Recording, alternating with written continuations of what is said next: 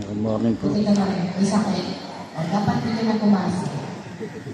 Anyway, maganda na po kami sa taxi na memory namin. Nahuli po ako ng konti. And sana yung mga tagapabahay, mamanatili nila yung gano'n na pati mga drainage. Anyway, maraming salamat po. Huwag po kayo mag-alala sa mga hindi nakasama at nalungkot dahil hindi nakasama, huwag kayong mag-alala, meron pa. Talagang makakasama po kayo, huwag po kayo maglungkot dahil meron pa po tayong susunod niyan, next month. Ina-expect ko yung mga hindi nakasama, magiging masaya po kayo next month makakasama po kayo. Ay, after po nito, huwag po munang uuwi. Tayo po ay mag-road clearing. Hahatiin po natin ang grupo sa 4. Simula po kanto, may papunta doon, may papunta doon, may papunta dito, may papunta dito.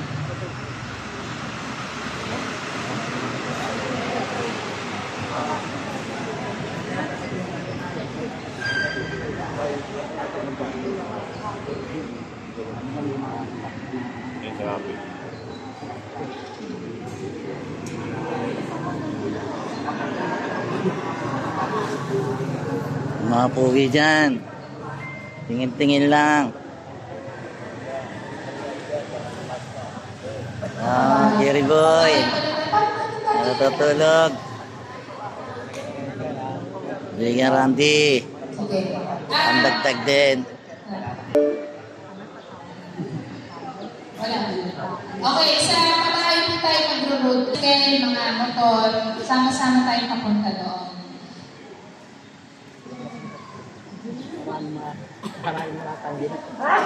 Tapos puro parking na so ipabakit. Ito ako ba?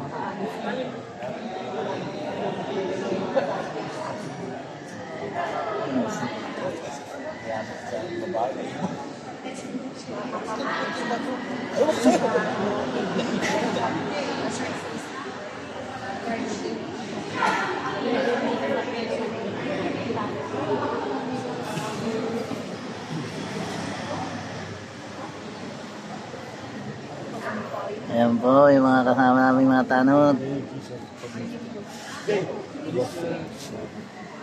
Ayan. So, yun po yung clearing. Inaasahan po yung mga kasama ng magsasimula onwards. Sino may motor? Ha? Ano lang kayo? Walang ano? Paano kayo nakapunta dito? Masakit yung rescue. Nandiyan na tas doon nga eh. Lang motor, tricycle na nandiyan na. Kasama sila. Hindi, may talag to ba? Nandiyan na. Oo.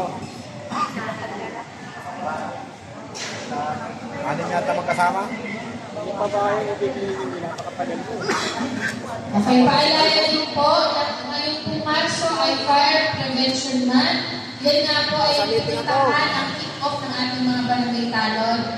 Iba yung pag-iingat, paalala po sa inyo at sa inyong mga kapitbahay na ngayong pag-init talagang maraming gagamit ng kuryente, baka po maiwan ng mga saksakan, yung mga octopus na saksakan yan, malaking dahilan yan bakit po nagkakaroon ng sunog.